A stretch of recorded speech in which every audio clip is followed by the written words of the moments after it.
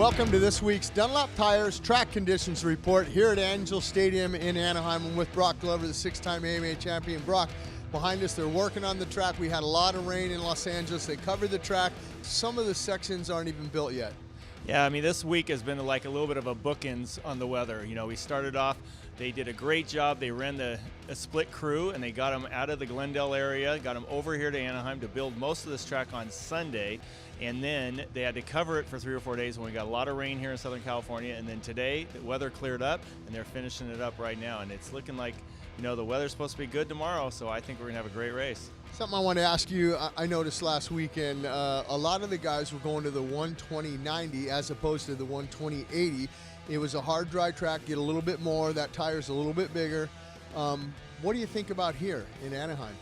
Yeah, I mean, it's been a little bit of a trend for us. I mean, we've actually brought that size out, the 120/90/19, out in the MX33. We launched it back in May when we launched the rest of the line. And the savvy riders last week went to that when the track got real slippery and hard. And guess what? Lo and behold, at the end of the night, when we looked at the podium, all 3 riders had the 120/90/19 on there. So, you know, in these conditions here, you don't really need the extra traction, and you probably want a little bit thinner tire. So we might even see a lot of the 450 guys go to the narrower 110 size. But in general, the go-to size is usually the 120/80. This track here at Angel Stadium, there's going to be a lot of challenging sections for the riders. Absolutely. I mean, you come through what we know as the home plate corner and leads into a long rhythm section, and then at 180 back into another long rhythm section. And just with the weather we have had, there's no way to keep the moisture out of the dirt. So I do think some of those jump faces in that rhythm section are going to rut up.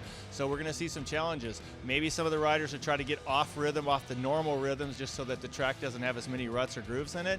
And then also, after those 2 sections, it leads into a nice tough set of whoops right up into the finish line. So it's going to be challenging. I think that the last 3 lanes are going to decide some outcomes of these heat races and the main events.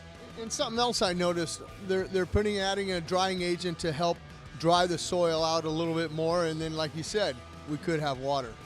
Yeah, absolutely. I mean, if they put a lot of that in it, I've seen them overcook it, you know. So it's I guess a little bit of alchemy, if you will. It's a challenge for the crew to not over dry the track if they have the ability to it. So there's not a cloud in the sky right now, and that's what the weather's forecasting again tomorrow. So it could dry out real quickly.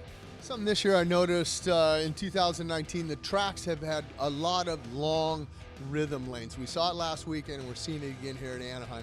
Yeah, I think the promoters have done a great job of really analyzing what makes the best racing. And what seems to make better racing is having longer rhythm sections and longer lanes with maybe 180s in them.